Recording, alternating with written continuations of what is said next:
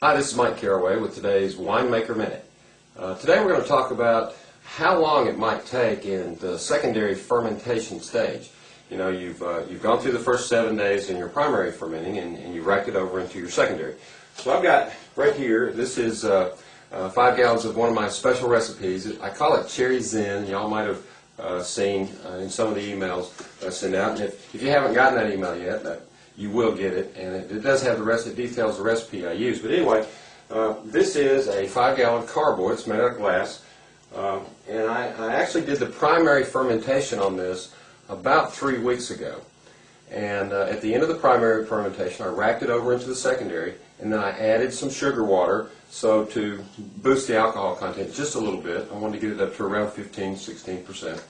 And you can't see it very well, but the airlock here is still bubbling. Now it's giving off about a bubble every 20 seconds maybe, which means it's still cooking. It's not done yet. So and it's been 3 weeks in the secondary. So I get a lot of questions. How long do I leave it here? How long do I leave it there? Well, it just depends on the wine you're fermenting. So this particular wine is a combination of grape, cherry, raisins, blackberries, blueberries, and oak chips, and just a lot of little goodies in there. The last batch we made was awesome, but you do have to let it sit and age in the bottle for about 8–9 months before it tastes really, really good. Anyway, so the answer to the question is as long as it takes. How long do I let it sit in the secondary? As long as it takes until all the gas has stopped escaping.